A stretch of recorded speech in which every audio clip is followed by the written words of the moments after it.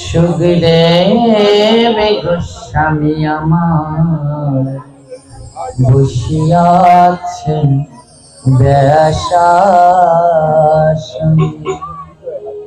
শ্রোতাসনে বসিয়াছেন কত জ্ঞানী গুণী, 60,000 বসিয়াছেন ঋষি আর মুনি। এক এক করে সুখদেব করেছে আলোচনা, যাহা হইতে ঘুচে যাবে যতে যন্ত্রণা। তার মধ্যে এক শ্লোক করিব আলোচনা, সবে মিলে ভক্ত বৃন্দ শ্রবণ করুন হয়ে এক মনা। বৈষ্ণবাহ পরমা ধর্মা, বৈষ্ণবাহ परमान्तपं, वैष्णवाः परमाराध्यो,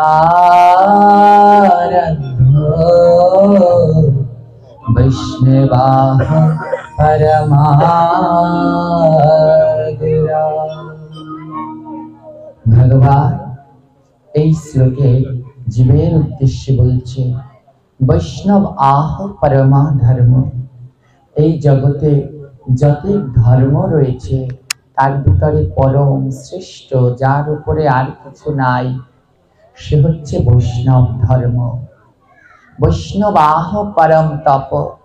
এই জগতে যত তপস্যা রয়েছে তার ভিতরে শ্রেষ্ঠ তপস্যা হচ্ছে বৈষ্ণবের। ওই বৈষ্ণবের ধ্যান, বৈষ্ণবের আরাধনা, বৈষ্ণবের নাম, বৈষ্ণবের কীর্তন, জপ, যার মধ্য দিয়ে সমস্ত পাপের খণ্ডন হয়। বৈষ্ণব আহ পরম আরাধ্য। এই জগতে যদি আরাধনীয় কোনো বস্তু থাকে তবে তা বৈষ্ণব। আর বৈষ্ণব আহ পরম সেবা।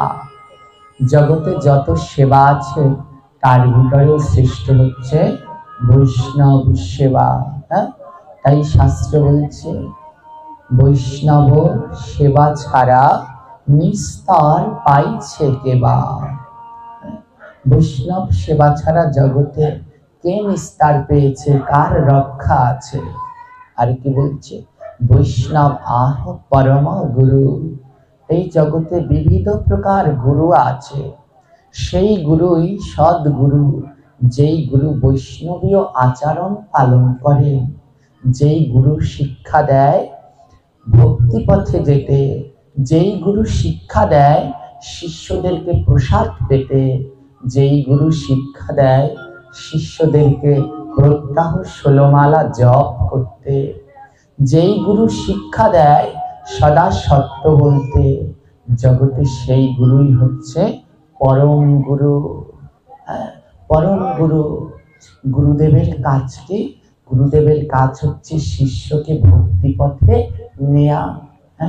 অজ্ঞানতিমিরান্ধস্য জ্ঞানাঞ্জনশলাকয়া চক্ষুরুন্মীলিতাঞ্জন তস্मै শ্রী গুরুবে নমঃ। আমার জ্ঞান চক্ষুটা এই মাংসপিণ্ডের সাথে মিলে রয়েছে। হে গুরুদেব, আমার এই জ্ঞান চক্ষুকে মেলে দাও, উন্মিলিতাম যেন, এটা খুলে দাও। এই জ্ঞান চোখ না খুললে যে কোনোদিন ওই গোবিন্দের দর্শন হবে না। সদ্গুরুর কাজ হচ্ছে সেই গোবিন্দকে দর্শন করানো।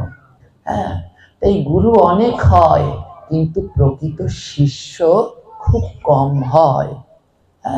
গুরু কিন্তু অনেক আছে সমাজে, দীক্ষা দিচ্ছে, আমরা নিচ্ছি দীক্ষা, কিন্তু শিষ্য হতে পারছি না। গুরু দিন দিন বাড়ছে, কিন্তু সেই সৎ শিষ্য বাড়ছে না। তাই অর্জুনকে একবার ভগবান শ্রীকৃষ্ণ বলেছেন, শোনো শোনো গো পার্থ, একখানে কথা কই, গুরু মিলে লাখে লাখে শিষ্য মিলে কই। শোনো শোনো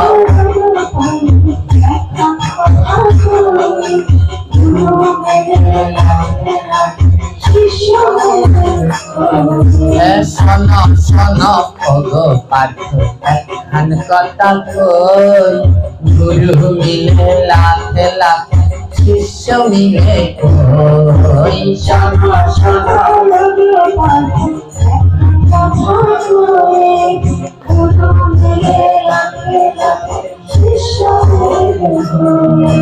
শিষ্য মিলে কই গো পার্থ, শিষ্য মিলে কই।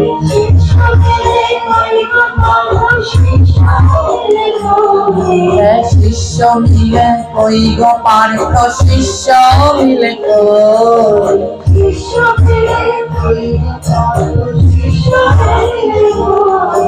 গুরু মিলে লাখে লাখে শিষ্য মিলে কই।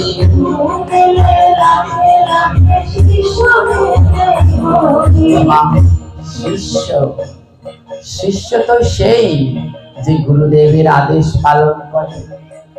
দীক্ষা নিয়েছি, হ্যাঁ, কিন্তু এখনো লোভ ত্যাগ করতে পারিনি। মাছ মাংস পেঁয়াজ রসুন হরদম খেয়েই চলেছি। বলে তুমি তো শিষ্যই হতে পারোনি। গুরুদেব যে সদাচার পালন করে তা দর্শন করে তোমাকেও তদ্রূপই করতে হবে। হ্যাঁ, গুরুদেবের দেখানো পথে চলতে হবে। তাই গুরুদেব প্রসাদ পাচ্ছে, তোমায় মন্ত্র দিচ্ছে, তোমারও উচিত গুরুর আদর্শকে পালন করে প্রসাদ বুঝি হওয়া। তাই বলছে গুরু মিলে লাখে লাখে, কিন্তু শিষ্য আর মিলছে না। প্রকৃত শিষ্য আর মিলছে না। ভগবান বলছেন, এক ভক্ত ছিল আমার শ্রীরাম সুদাম সখা।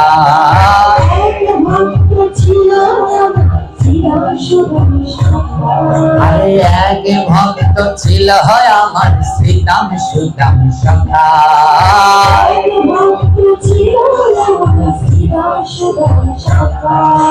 ভাগবতের পাতায় দেখো তাদের নাম কি লেখা।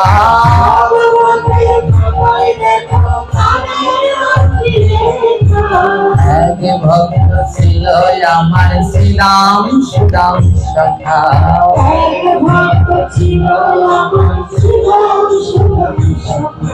শোনো শোনো গো পার্থ, একখানে কথা কই, গুরু মিলে লাখে লাখে শিষ্য মিলে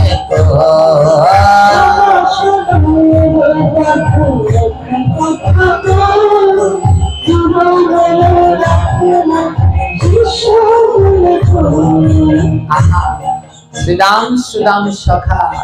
ভগবানের সাথে এমন সাহিত্য ভাব। গাছ থেকে বন থেকে ফল পেরে আনি, যখন গোবিন্দ আমার বৃন্দাবন ছেড়ে চলে যায়, শ্রীরাম সুদামের গলা ধরে কাঁদছে আর বলছে, জানিস সুদাম, আমার গোবিন্দ বৃন্দাবন কেন ছেড়ে গেছে? সুদাম বলে, কেন? শ্রীরাম বলে, ওই প্রতিদিন গোবিন্দকে বন থেকে ফল এনে খাওয়াতাম, আর আগে ফল খেয়ে তারপরে গোবিন্দকে দিতাম, নিজে এক কামড় খেয়ে তারপরে দিতাম। গোবিন্দকে এটো ফল খাওয়াতাম, তো তাই কৃষ্ণ চলে গেছে। শ্রীরাম বলে, না রে ভাই, তুই তো আমার কানাইকে বড় ভালোবাসিস, তাই ফলে বিষ আছে কিনা আগে নিজে খেয়ে পরীক্ষা করিস, তারপরে গোবিন্দকে দিস। শ্রীরাম বলে, কৃষ্ণ চলে গেছে বৃন্দাবন থেকে আমার জন্য। বলে, কেন?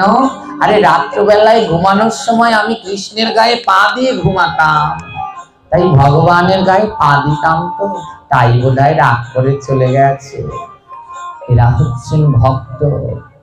নিজের দোষ নিজে দেখছে, অন্যের দোষ দেখছে না। হ্যাঁ, তাই নিজের দোষ অনুসন্ধান করতে হয়।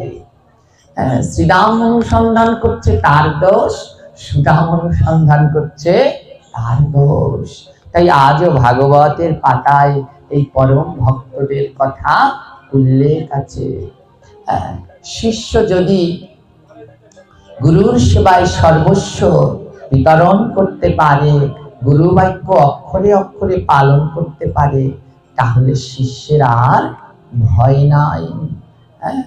কারণ সত্য জ্ঞানে গুরু বাক্য যাহার বিশ্বাস, অবশ্য তাহার হয় প্রজাভূমে বাস। সত্য জ্ঞানে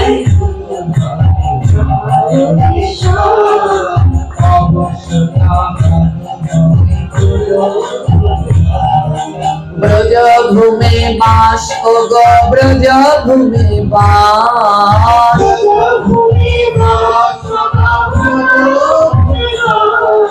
সত্য জ্ঞানে গুরু বাক্য যাহার বিশ্বাস।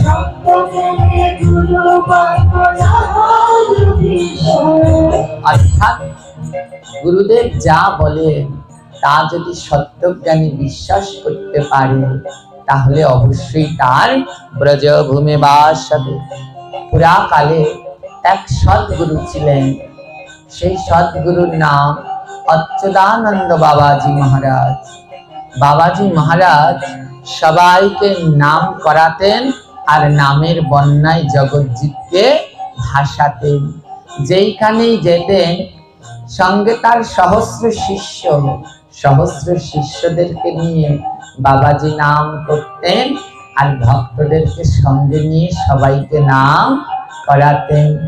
জয় রাধে রাধে গোবিন্দ বল,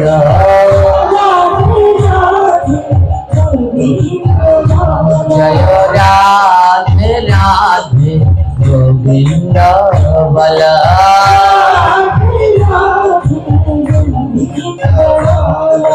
গোবিন্দ বল হরি গোপাল বালা,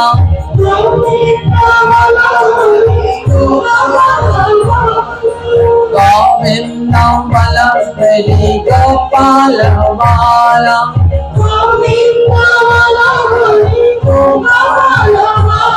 জয় রাধে রাধে গোবিন্দ বল।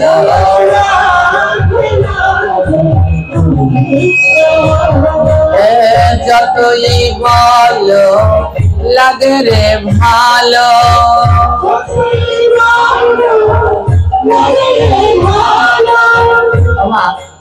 এই রাধে গোবিন্দ বললে ভালো লাগে না খারাপ লাগে? জোরে বলেন। পিছনের দিকের মায়েরা বলেন, আপনাদের দিকে কি শনি ঠাকুরের দৃষ্টি পড়লো না? মুখ খুলুন। ভালো লাগে না খারাপ লাগে মায়েরা? তাহলে কেন মুখ বন্ধ? সবাই মুখ খুলে বলুন, রাধে রাধে গোবিন্দ বল,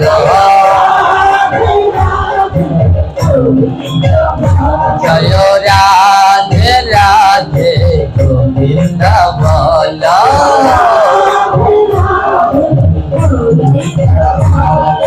গোবিন্দ বল হরি গোপাল বালা,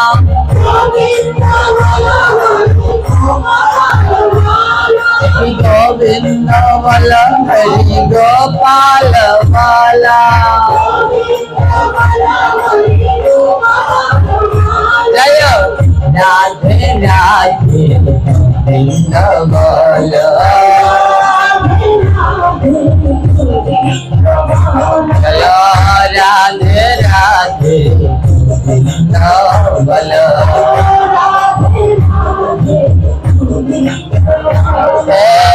যতই ভালো লাগে রে ভালো, তোমরা বারে বারে বারে বলো,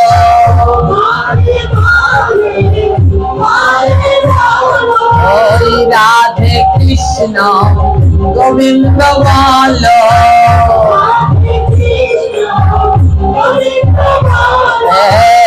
আইতো ভাবে যাইতে হবে,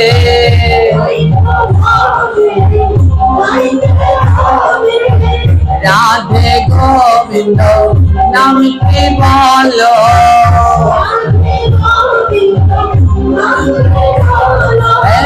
সঙ্গের সাথী করে চলো,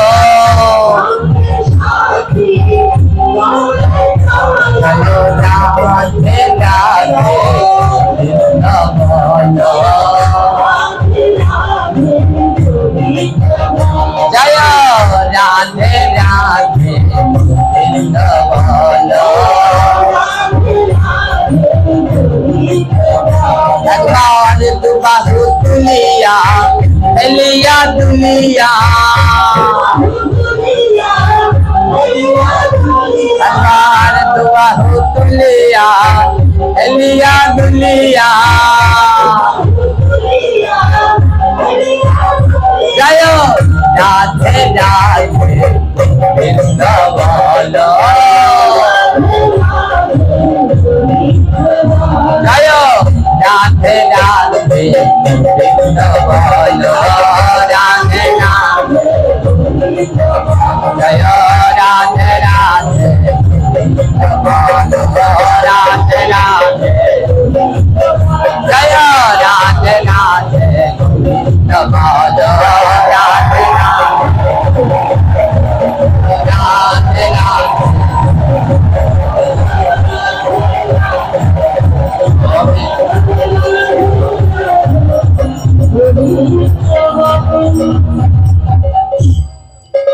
অচ্যুতানন্দ বাবাজি তার শিষ্যদেরকে নিয়ে সবাইকে রাধে গোবিন্দ হরে কৃষ্ণ মহানামের কীর্তন বন্যায় ভাসাচ্ছে। তো রাস্তায় যাকে পাচ্ছে তাকে দিয়ে কৃষ্ণ নাম করাচ্ছে। তো সেই বাবাজি দুইজন শিষ্য, দুইজন সঙ্গে থাকে, একজন হচ্ছে ম্যানেজার, আরেকজন হচ্ছে ক্যাশিয়ার।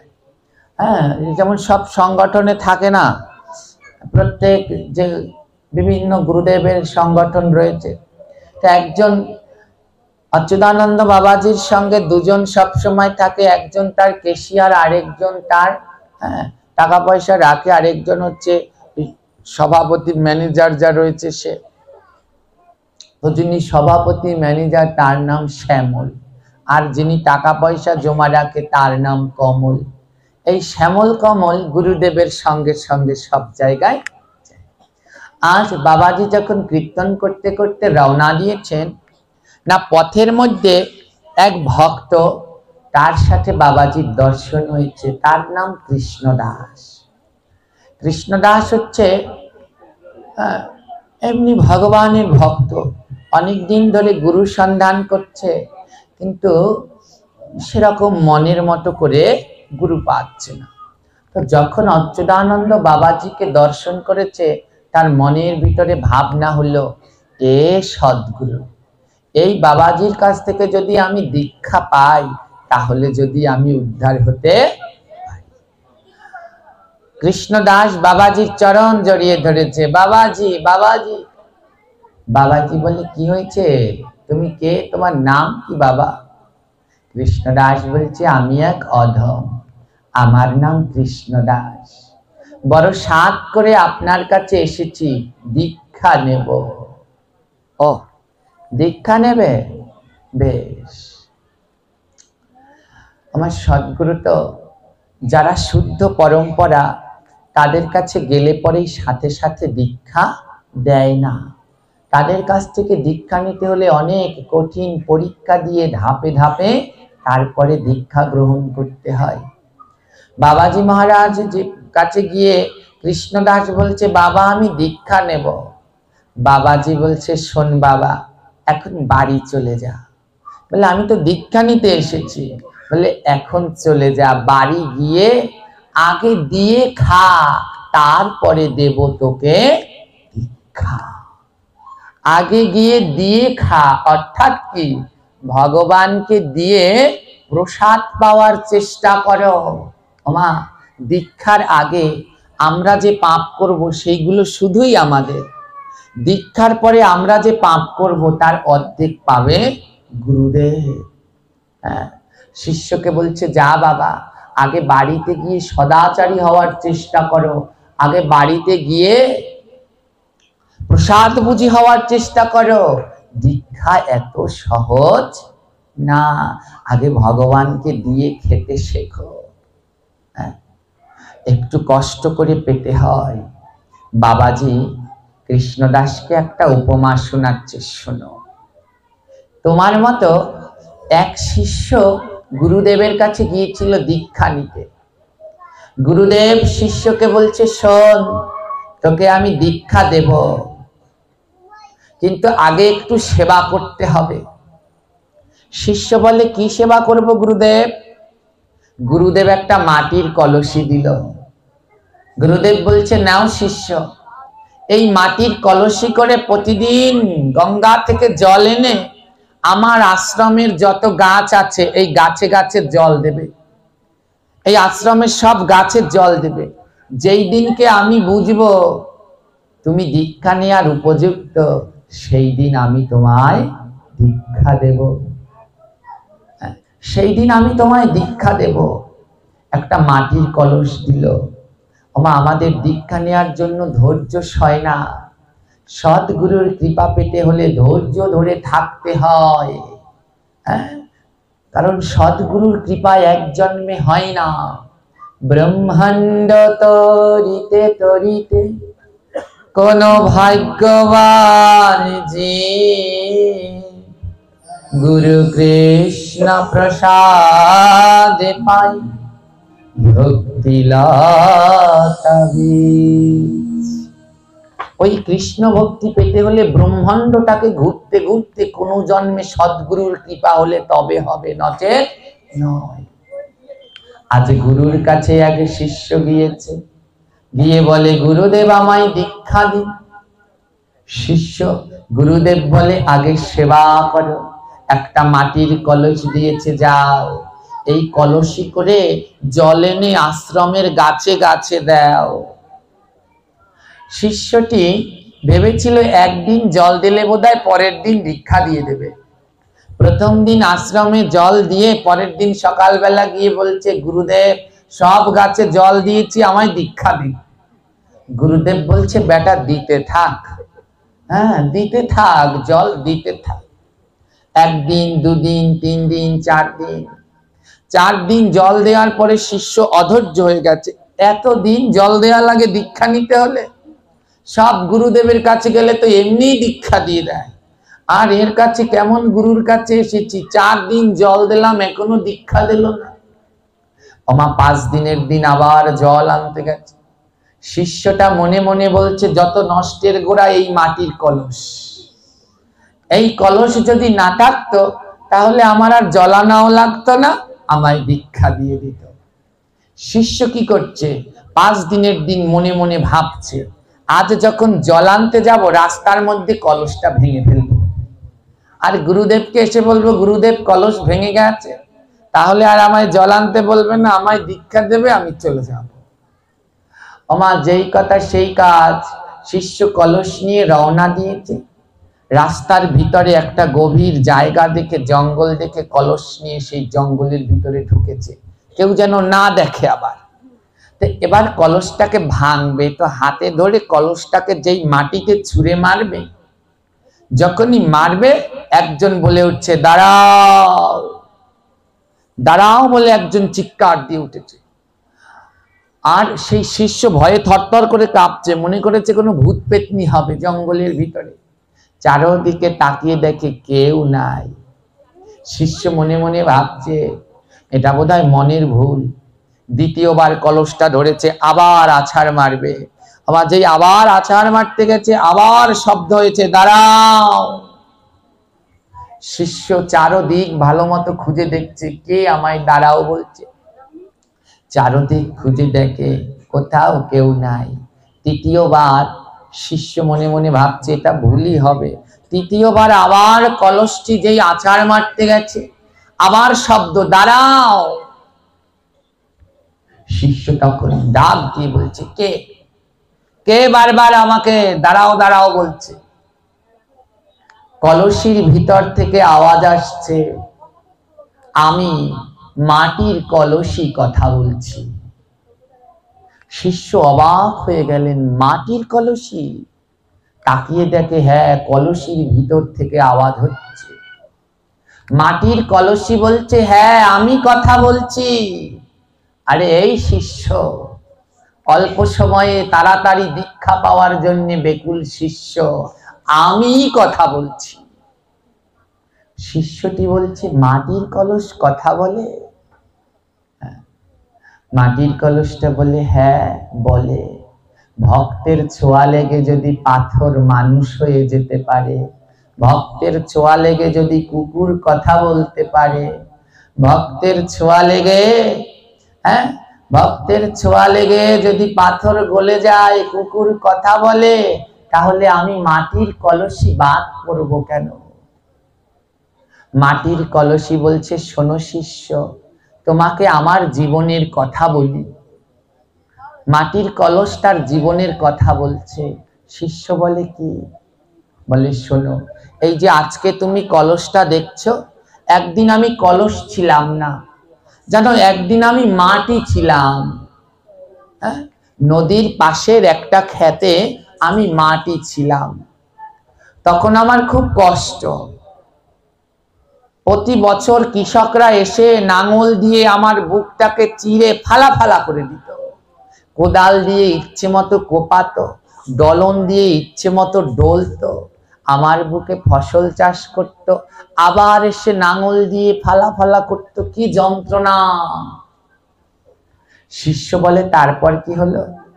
মাটির কলস বলে, জানো, একদিন কোথা থেকে এক কুমোর আসলো।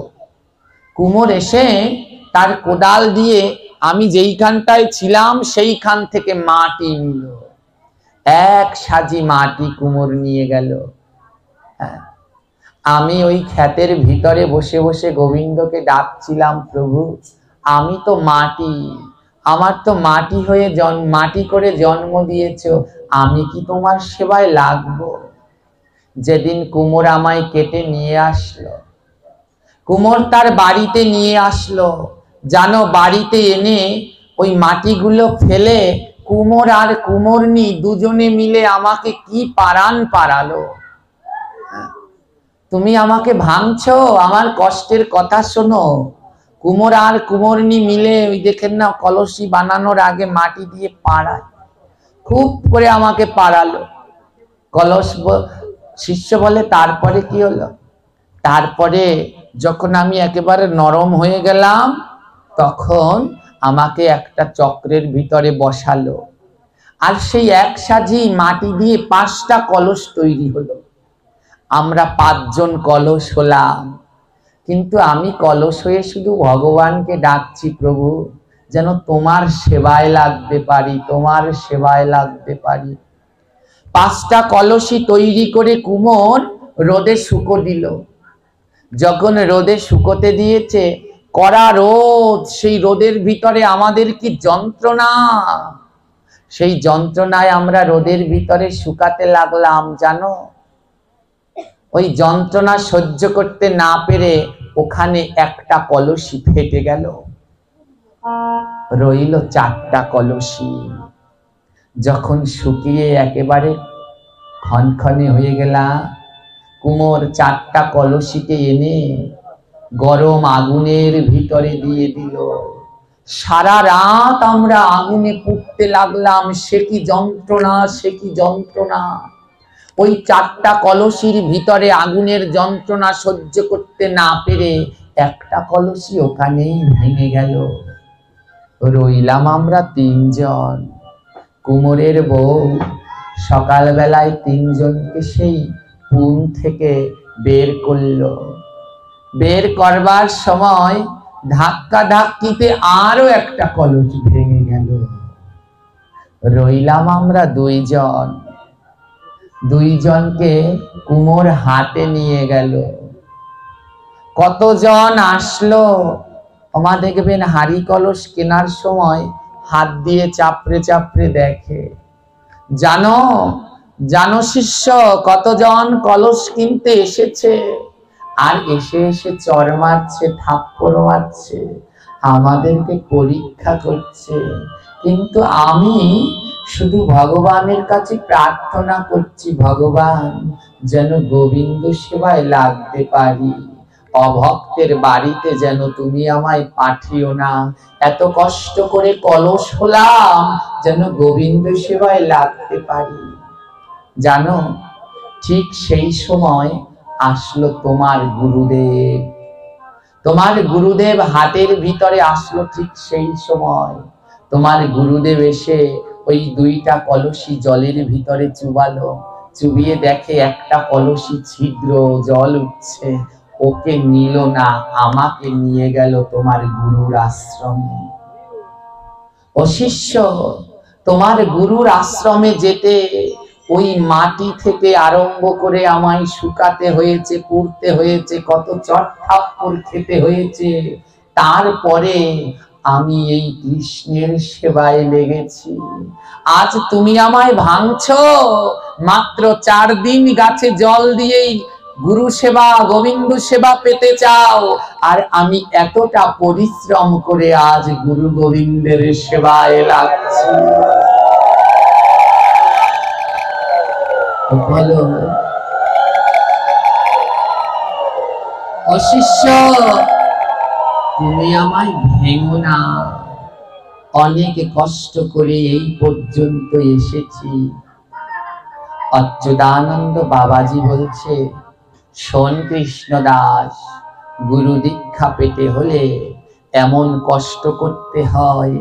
ছিলি ক্ষেতের মাটি, গুরুর চরণে আশ্রয় করলে ওই কাঁচা কলসি হবি, তারপরে শুকাবি, তারপরে আগুনে পুড়বি, তারপরে 1000টা চড়-থাপ্পড় খাবি, তারপরে গুরুর সেবায় লাগতে পারবি।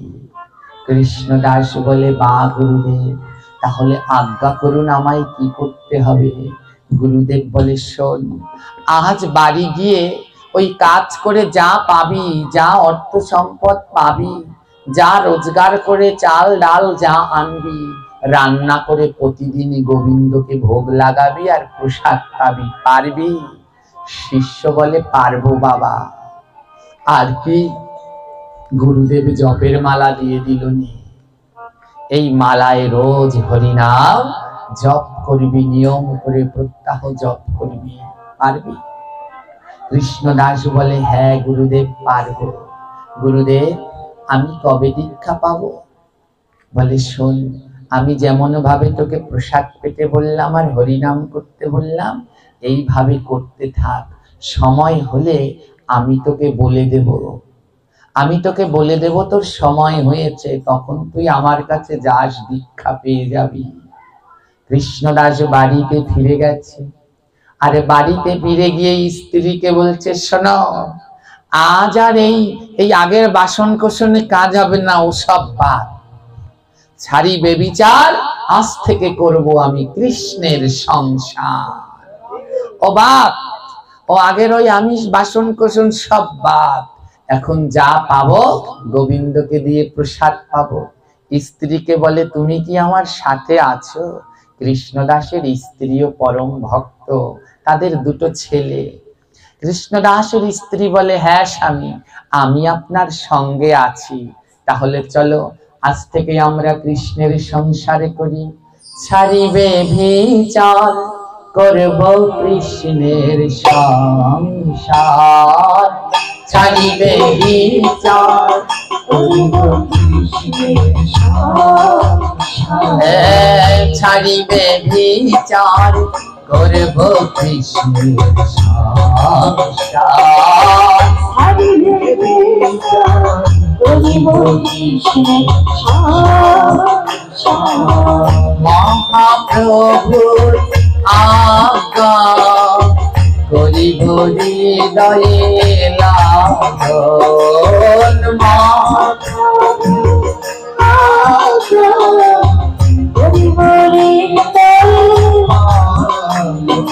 জীবে দয়া নামে রুচি বৈষ্ণব সেবা।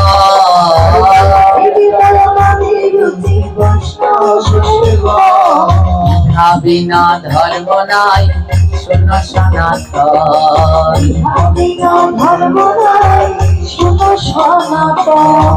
মহাপ্রভুর এই নয় আজ্ঞা, করিব হৃদয়ে লালন।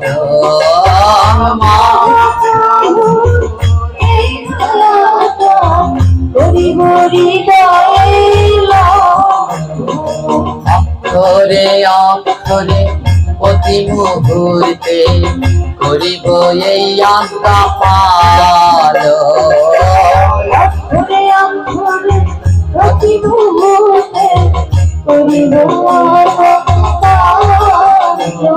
মহাপ্রভু বলছে জীবের দয়া নামে রুচি বৈষ্ণব সেবন।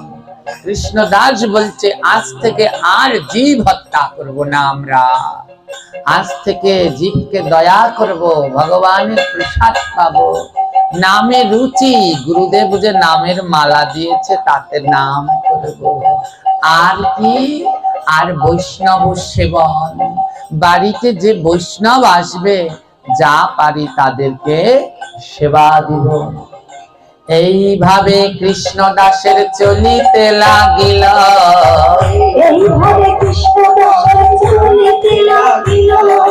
দেখিতে দেখিতে কত বছর কেটে গেল,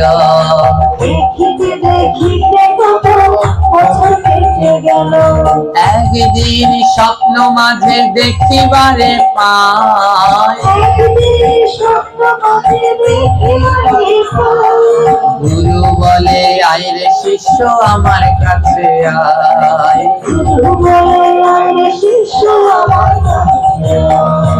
অনেক বছর কেটে গেছে। একদিন রাত্রবেলায় স্বপ্নে দেখছে গুরুদেব ডাকছে আয় আমার কাছে আয়।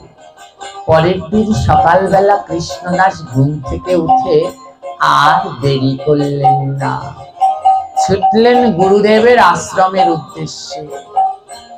গুরুদেব দুই তলায় একটা ঘর, উপরের তালায় গুরুদেব বসে বসে হরিনাম জপ করছে। আমি আগেই বলেছি গুরুদেবের দুইজন শিষ্য, শ্যামল আর কমল। এই শ্যামল আর কমল ছিল বড় লোভী, টাকা পয়সা ছাড়া তারা কিছুই বোঝে না। যাদের টাকা পয়সা আছে তাদের ভালোবাসে, যাদের টাকা পয়সা নেই তাদের ভালোবাসে না। একটা হচ্ছে গুরুদেবের সব অর্থ রাখে ক্যাশিয়ার ম্যানেজার, আরেকটা হচ্ছে সভাপতি। গুরুদেব দুইটাকে সবসময় কাছে কাছে রাখে। আজ কৃষ্ণদাস বড় গরিব, কি করে? লোকের বাড়িতে কাজ করে, লোকের বাড়িতে কাজ করে, বদলা যাকে বলে, ওই লোকের বাড়িতে কাজ করে। তৎসময়ে, এখন তো অনেক সহজ, সেই সময়ে কাজ করে অর্থ উপার্জন করা বড় কঠিন ছিল। সারাদিন কাজ করলে 3 সের 4 সের ধান দিত। তো কৃষ্ণদাস লোকের বাড়িতে কাজ করে ওই সারাদিন কাজ করে 3 সের ধান পায় আর একটা পয়সা পায়। ওই 3 সের ধান আর একটা পয়সা দিয়ে তাদের ওই 4 জনার সংসার চলে।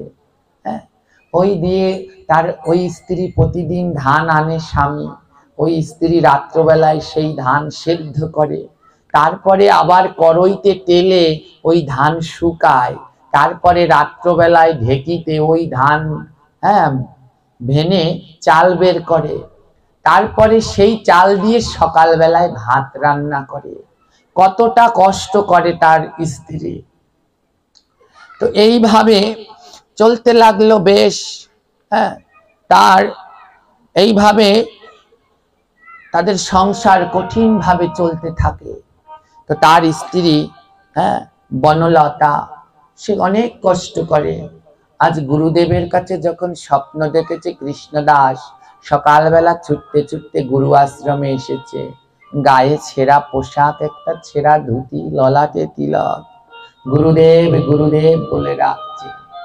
শ্যামল কমল ছুটতে ছুটতে এসেছে, আরে এই ভিখারি তুই এখানে কি চাস? কৃষ্ণদাস বলে আমার গুরুদেব আমায় ডেকেছে তাই আমি এসেছি, আমার গুরুদেব আমায় ডেকেছে তাই আমি এসেছি। শ্যামল কমল বলে গুরুদেবের কাজ নেই, তোর মতো ভিখারিকে ডাকবে, তুই তো ভিখারি। কৃষ্ণদাস বলে দেখো, কাল রাতে আমি স্বপ্নে দেখেছি গুরুদেব বলেছে আমার কাছে আসতে, তাই আমি এসেছি। শ্যামল কমল বলছে দেখ, এখন গুরুদেবের সাথে দেখা হবে না, যা চলে যা। কৃষ্ণদাস বলে না, আমি এখানে বসে থাকবো যতক্ষণ পর্যন্ত গুরুদেব নিজের মুখে না বলবে আমি যাব না। কৃষ্ণদাস বসে রয়েছে, যায় না। শ্যামল কমল ঘাড় ধরে টানতে টানতে নিয়ে যাচ্ছে। গুরুদেব উপরে বসে সব লীলা দর্শন করছে। গুরুদেব বলছে শ্যামল কমল দাঁড়া, কৃষ্ণদাসকে আমার কাছে পাঠিয়ে দে। কৃষ্ণদাস ছুটতে ছুটতে গুরুদেবের চরণে গিয়ে দণ্ডবত প্রণাম করছে। গুরুদেব। গুরুদেব বলে বাবা, তোর সময় হয়েছে, আজ তোকে দীক্ষা দেব, যা ওই নদীতে গিয়ে একটা ডুব দিয়ে আয়, স্নান করে আয়, আজ তোকে দীক্ষা দেব। কৃষ্ণদাস নদীতে গিয়ে ডুব দিয়ে এসেছে স্নান করে। শ্যামল কমল বলে কিরে, কোথায় যাচ্ছিস? কৃষ্ণদাস বলে জানো দাদা, আজ আমায় গুরুদেব দীক্ষা দেবে। শ্যামল কমল বলে দীক্ষা নিবি, কিছু এনেছিস? দীক্ষা নিলে ফল লাগে, বস্ত্র লাগে, অর্থ লাগে, দক্ষিণা লাগে, তুই কি এনেছিস? কৃষ্ণদাস বলে আমার ওসব কিছু নেই, আমি কোথায় পাবো, আমি কাঙাল, আমার আছে শুধু এই দুই নয়নের জল। আমার এই দুই নয়নের জল ছাড়াই আর কিচ্ছু নাই। কৃষ্ণদাস ছুটে গিয়ে গুরুদেবের পাশে বসেছেন। আজ গুরুদেবের মাথায় হাত বুলিয়ে দিয়ে বলছে শোনে বাবা, জীবনে সব ছাড়িবি, হরিনাম প্রসাদ আর বৈষ্ণবের চরণ ছাড়িবি না। হরিনাম প্রসাদ আর বৈষ্ণবের চরণ ধরে যদি থাকতে পারিস, তোকে আমার গোবিন্দ কোনদিন ছেড়ে যাবে না। আজ গুরু আজ্ঞানী। গুরুদেব এবার কি করলো, কৃষ্ণদাসের কর্ণে মন্ত্র দিয়া দিল। কৃষ্ণদাসের কৃষ্ণদাসের কর্ণে মন্ত্র দিয়া দিল।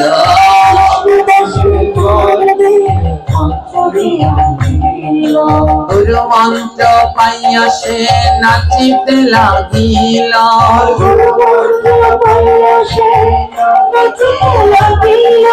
নাচিতে লাগিল রে, নাচিতে লাগিল।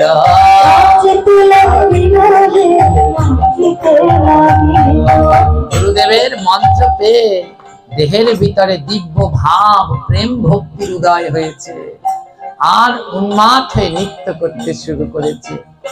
এইদিকে শ্যামল কমল এসে হাজির হয়েছে একটা কলসি নিয়ে। যেই দিন থেকে গুরুর কাছে দীক্ষা নেয়, সব শিষ্যেরই উচিত গুরুর উদ্দেশ্যে কিছু না কিছু জমা রাখা। প্রতিদিন নিজে সকালবেলা খাবার খাওয়ার আগে গুরুর উদ্দেশ্যে একটা পয়সা, এক মুঠো চাল হলেও জমা রাখতে হয়।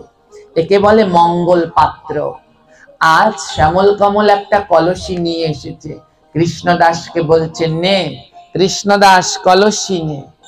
কৃষ্ণদাস ভেবেছে দীক্ষা নিলে মনে হয় কলস ফিরি দেয়। কৃষ্ণদাস বলে আমার লাগবে না, আমার বাড়িতে দুইটা কলস আছে, আমার কলস লাগবে না। শ্যামল কমল বলে ওরে মূর্খ, এ কলস তোকে ফিরি দিচ্ছি না, এর কাজ আছে। শ্যামল কমল বলে কি কাজ বলো? বলে শোন, আমাদের গুরুদেবের কাছ থেকে যারা দীক্ষা নেয়, এই কলসের ভিতরে প্রতিদিন তারা একটা করে টাকা রাখে। তুই প্রতিদিন এই কলসে একটা করে টাকা রাখবি। গুরুদেবের পাশে বসা। শ্যামল কমল জিজ্ঞেস করছে কেন গুরুদেব? গুরুদেব বলে শোন, প্রতিদিন গুরু সেবার জন্য কিছু না কিছু জমা রাখতে হয়। যেই দিনকে তোমার ঘরে পাঁচজন মানুষ রয়েছে, তোমার ঘরে সদস্য, যেদিন গুরুর কাছ থেকে দীক্ষা নেবে সেই দিন হয়ে যাবে 6 জন। তোমার গুরুও তোমার ঘরের একজন সদস্য। তাই নিজের ভরণ পোষণ করতে যেমন লাগে, তদ্রূপ গুরুর ভরণ পোষণের জন্য কিছু না কিছু জমা রাখতে হয়। কৃষ্ণদাসকে বলছে, কৃষ্ণদাস প্রতিদিন একটা করে এই কলসির মধ্যে টাকা রাখবি, আর প্রতি বছর গুরু বাড়িতে যে অনুষ্ঠান হয় এই কলসটার মধ্যে যা জমা হবে নিয়ে আসবি। কৃষ্ণদাস বলছে, গুরুদেব আমি 1 টাকা রাখতে পারবো না। বলে কেন? কারণ আমি সারাদিন কাজ করে পাই 1 টাকা, সে 1 টাকা তোমায় দিলে আমি খাবো কি? আমি পারবো না। গুরুদেব বলে বেশ, তাহলে 1টা পয়সা রাখবি। কৃষ্ণদাস বলে হবে না, আমাদের 4 জনের সংসার, তার উপরে তোমার আদেশ আবার বৈষ্ণব সেবা, মাঝে মাঝে বৈষ্ণব এসে খেয়ে যায়, কোথায় পাবো? 1 পয়সাও দিতে পারবো না। গুরুদেব বলে তুই কি করিস? কৃষ্ণদাস বলে লোকের বাড়িতে কাজ করি, সারাদিনে 1টা টাকা দেয় আর ওই 3 সের চাল দেয়। গুরুদেব বলে শোন, তাহলে ওই 3 সের চাল, 3 সের ধান থেকে যে তোর চাল হয়, ও থেকে 3 মুঠ চাল এই কলসির ভিতরে রাখবি। হ্যাঁ, 3 মুঠ চাল রাখবি, টাকা লাগবে না, প্রতিদিন 3 মুঠ চাল কলসিতে রাখবি। শিষ্য কৃষ্ণদাস বলে পারবো না, আমরা 4 জন মানুষ, 3 মুঠ চাল তোমাকে দিলে আমরা খাবো কি? পারবো না দিতে। গুরুদেব বলে বেশ, চাল লাগবে না। তোর বউ তো ওমা ধান থেকে চাল তৈরি করলে কি কি পাওয়া যায় জানেন? চাল, খুদ, হ্যাঁ তুষ, আর না চাল হবে আগে, তারপরে খুদ, তারপরে কুড়া, তারপরে তুষ। তুষ তো আর কাজে লাগে না, তো কুড়াও তো কাজে লাগে। হ্যাঁ হ্যাঁ, বিভিন্ন গরুরা খায়, হ্যাঁ হাঁস মুরগি, তো গোমাতার সেবায় লাগে। তো এবারে কি হলো, কৃষ্ণদাসকে বলছে 3 মুঠো চাল রাখবি। কৃষ্ণদাস বলছে পারবো না, 3 মুঠো চাল দিলে আমরা 4 জন মানুষ খাবো কি? দিতে পারবো না। গুরুদেব বলে বেশ, চাল লাগবে না, ওই খুদ তো হয়, ওই খুদের থেকে 3 মুঠো করে খুদ দিস। চাল লাগবে না, 3 মুঠো খুদ দিস। কৃষ্ণদাস বলে হবে না। গুরুদেব বলে কেন? বলে শোনো, আমি সকালবেলা লোকের বাড়িতে কাজ করতে যাই, আমার বউ সকালবেলা এই খুদ সিদ্ধ করে দেয়, আমি সেই খুদ খেয়ে কাজ করতে যাই। তোমার নামে যদি খুদ দেই তাহলে আমি খাবো কি? আর না খেয়ে কাজ করতে গেলে আমায় কি কেউ কাজে নেবে? আমি তাই খুদও দিতে পারবো না। গুরুদেব বলে যা, খুদও লাগবে না, তাহলে খুদের পরে কুড়ো হয়। তুই একটা কাজ কর, প্রতিদিন এই কলসের ভিতরে 3 মুঠা করে কুড়ো দিবি। এই চালের কুড়ো হয়, তুই 3 মুঠো কুড়ো দিবি। কৃষ্ণদাস বলে হবে না, কুড়াও দিতে পারবো না। গুরুদেব বলছে কেন?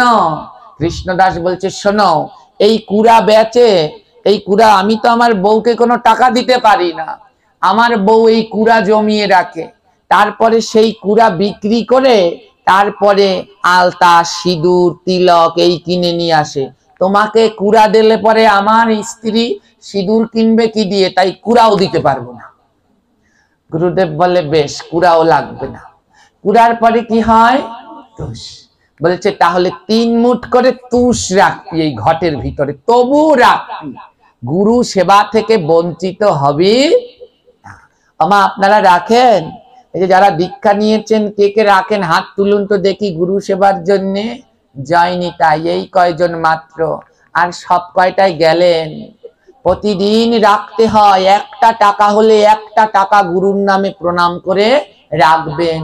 গুরুর নামে রাখলে হ্যাঁ যায় না আয়, গুরুর নামে রাখলে যায় না আয়, ঘরের ভিতরে আয়, আয় উন্নতি বাড়ে। রাখবেন, আর যে কয় টাকা জমা হবে ও যদি গুরুদেব থাকেন বা সেই আশ্রম থাকে ওখানে প্রতি বছর দেওয়ার চেষ্টা করবেন, অথবা জমিয়ে রেখে গুরুদেবের নামে 2-3 বছর পরেও একদিন ভাগবত বা বৈষ্ণব সেবা দিবেন। তবুও গুরুর নামে 1 টাকা হলে 1 টাকাও রাখতে হয়। হ্যাঁ, এই বিষয়ে খুব যারা শ্রীগুরুর সঙ্গে আছে প্রতিদিন সকালবেলায় মঙ্গল ঘটে চাল রাখে, সৎসঙ্গীরা উঠে ইষ্টপ্রীতি করে রাখে। সবারই উচিত গুরু সেবার জন্য কিছু না কিছু জমা করা। আজ কি হলো, গুরুদেব বলে শোন বাবা, কুড়াও লাগবে না, তুই 3 মুঠ তুষ দিবি, ওই কলসের মধ্যে 3 মুঠ তুষ রাখবি, এটা পারবি তো? হ্যাঁ। কৃষ্ণদাস বলে পারবো না, তুষও দিতে পারবো না। গুরুদেব বলে তুষ দিতে পারবি না, তুষ দিয়ে কি করবি? কৃষ্ণদাস বলে শোনো, আমার কোনো জায়গা জমি নেই, আমার বাবার ওই ভিটাটুকু, ঘরের ভিটাটুকু আছে, ওইটুকুই আমাদের জায়গা, এছাড়া আমাদের আর কোনো জায়গা নেই। তো আমার বউ রান্না করবে কি দিয়ে? আমার বউ ওই গ্রামে গ্রামে মাঠে মাঠে ঘুরে গোবর আনে, গোবর চেনো তো সবাই? গোবর এনে তুষ দিয়ে কি বানায়? মুইঠা। মুইঠা চেনো তো সবাই? বলে আমি ওই ঘটে বা মুঠে বানাই। বলে আমার স্ত্রী ওই মাঠ থেকে গোবর কুড়িয়ে এনে তুষ দিয়ে তারপরে মুঠে বানায়, সেই মুইঠা দিয়ে আমাদের রান্না হয়। তোমায় যদি তুষ দিয়ে দেই, আমার স্ত্রী মুইঠা দেবে কি দিয়ে? তুষও দিতে পারবো না। ওমা, ওর সাদা মনে কোনো কাদা নেই, ও যা পারবে না সহজ এক কথায় বলে দিচ্ছে। হ্যাঁ, এইরকমই হতে হয়। মন পরিষ্কার, নির্মল মন হয় সদাচার, সেটাই নাহি থাকে কোনো বেবিচার। মন নির্মল না হলে যে ভগবানকে পাওয়া যায় না। বলছে দিতে পারবো না। ওদিকে শ্যামল আর কমল দুইজন পাশে থেকে জ্বলে পুড়ে ছাই হয়ে যাচ্ছে। হ্যাঁ, এবার গুরুদেব বলছে বাবা, তোর স্ত্রী এই যে তুষ আর গোবর দিয়ে মুইঠা তৈরি করে, এগুলো দিয়ে কি করে? শিষ্য কৃষ্ণদাস বলে কেন, রান্না করে। তো ওই তুষগুলো তো পুড়ে ছাই হয়ে যায়, তাই না? হ্যাঁ, কৃষ্ণদাস বলে হ্যাঁ গুরুদেব, ও তুষ পুড়ে ছাই হয়ে যায়। গুরুদেব বলছে শোন, যখন তুষও দিতে পারবি না, তো তুষ পুড়ে তো ছাই হয়ে যায়, ছাইগুলো কি করিস? কৃষ্ণদাস বলে ছাই দিয়ে কি করব, ফেলে দেই। গুরুদেব বলে তাহলে আমার নামে প্রতিদিন 3 মুঠো ছাই রাখবি। হ্যাঁ, তুষও যখন পারবি না, তাহলে কি রাখবি? 3 মুঠো ছাই। পারবি বাবা? কৃষ্ণদাস বলে ও গুরুদেব, আমি গরিব বলে আমার সাথে উপহাস করছেন, সবাই তো ওই কলসি ভরে কত কি আনবে, আপনার সেবায় লাগবে, এই ছাই রাখলে কোনোদিন ছাই কি গুরুর সেবায় লাগে? গুরুদেব বলে শোনো কৃষ্ণদাস, ভক্তি ভরে গুরুর জন্য যদি ছাইও জমা করো, তাও গুরুর সেবায় লাগবে। ও বাবা, তুমি ভক্তি ভরে 3 মুঠো ছাই রাখতে পারবে?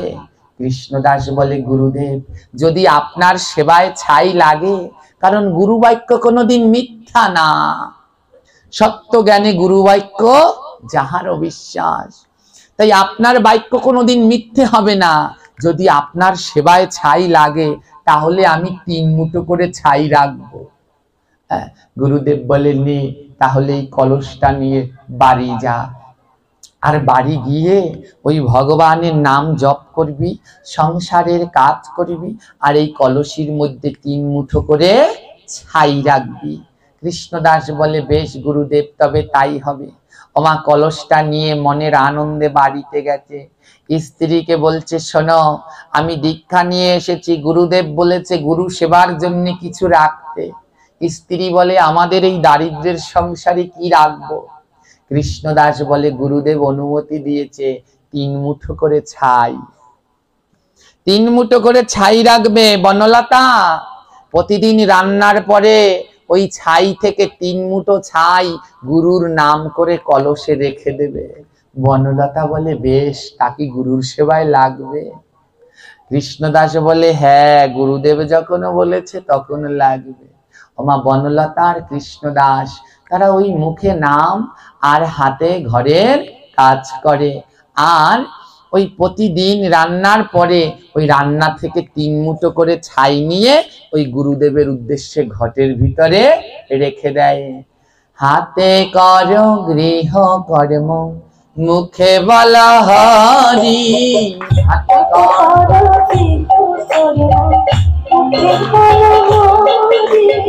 অনায়াসে পেয়ে যাবে ভবন দীপারি।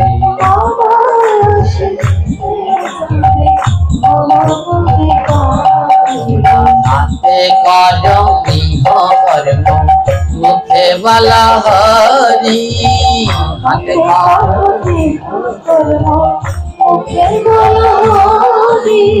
অনায়াসে হয়ে যাবে ভব নদী পারি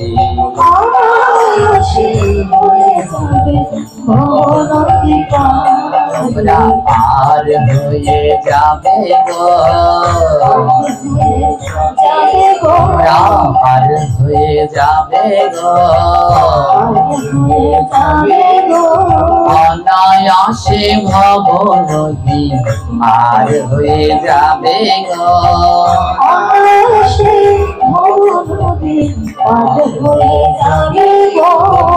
হরি হরি বল গো হরি হরি বল গো অনায়াসে ভব নদী পার হয়ে যাবে গো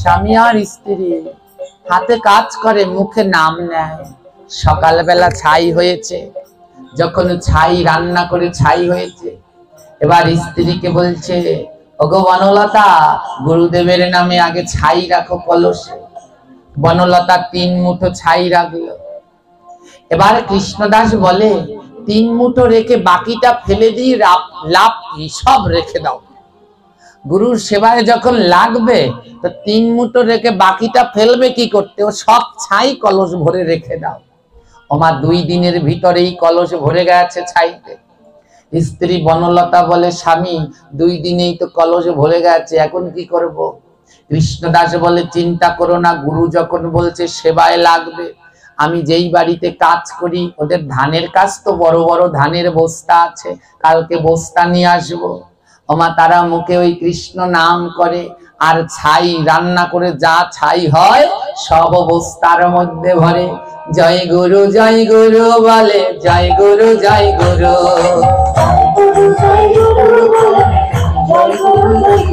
তারা জয় গুরু বলে জয় গুরু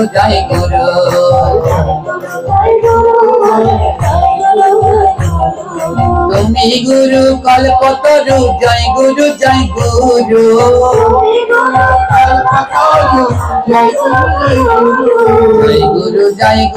বলে জয় গুরু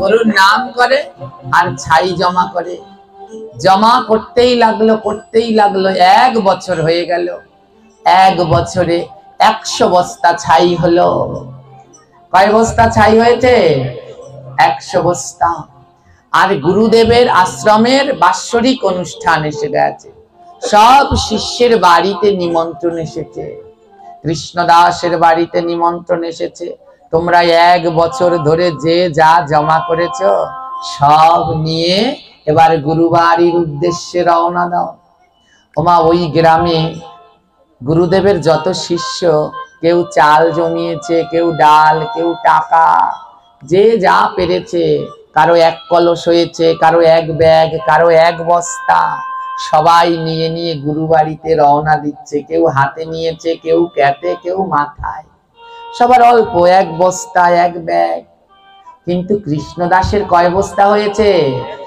জোরে বলো চাল ডাল টাকা কি হয়েছে ছাই কিন্তু কৃষ্ণদাসের তাতে কোনো ভয় নাই কারণ গুরু বলেছে ছাই জমাবি লাগবে সেবায় ওর মনে বিশ্বাস গুরু যখন বলেছে তাহলে অবশ্যই সেবায় লাগবে সবাই যাচ্ছে কৃষ্ণদাস যেতে পারছে না কারণ অতগুলো বস্তা কি করে নেবে সবাই তো অল্প অল্প ছোট ছোট ব্যাগ নিয়ে নিয়ে চলে যাচ্ছে কৃষ্ণদাস মন খারাপ করে বসে রয়েছে তার স্ত্রী বনলতা বলছে কি গো স্বামী তোমার মন খারাপ কেন কৃষ্ণদাস বলে দেখো বনলতা গুরুদেবের বাড়ি থেকে চিঠি এসেছে সবাই সেবার সামগ্রী নিয়ে রওনা দিয়েছে সবাই কেমন দলে দলে যাচ্ছে কিন্তু আমি যেতে পারছি না স্ত্রী বলছে কেন যেতে পারছো না কি করে যাব আমার তো 100 বস্তা হয়েছে, 100 বস্তা তো আর মাথায় করে নিয়ে যাওয়া যায় না, তার জন্য একটা নৌকা লাগবে, কিন্তু সেই নৌকা ভাড়া করব তার টাকা আমার কাছে নেই। তার স্ত্রী বনলতা পরম কৃষ্ণ ভক্ত, বনলতার গায়ে কোনো অলংকার নাই, নাকে ছিল স্বামীর চিহ্ন একটা নাক ফুল। আজ নাক ফুলটা খুলে দিয়েছে স্বামীর হাতে, স্বামী এই নাক ফুলটা নিয়ে যাও। স্বামীর হাতে নাক ফুলটা দিয়ে দিয়েছে স্বামী, এই নাক ফুলটা নিয়ে যাও। স্বামী বলছে নাক ফুল দিয়ে কি করব? স্ত্রী বনলতা বলছে স্বামী এই নাক ফুলটা বিক্রি করে যে টাকা পাবে সেই টাকা দিয়ে তোমার 2টো নৌকা ভাড়া হয়ে যাবে, আর তারপরে এই ছাই নিয়ে তুমি গুরুর বাড়িতে যাও। পাড়া প্রতিবেশীরা এসে বলছে ওরে বনলতা, সতীসাধ্যী স্ত্রীর চিহ্ন, স্বামীর চিহ্ন নাক ফুল, তুই সেই নাক ফুল খুলে দিয়েছিস। বনলতা বলছে ওগো প্রতিবেশী, এই নাক ফুলের বিনিময়ে যদি গুরুর সেবায় লাগা যায় তবে জগৎ গুরু কৃপা করে ধরা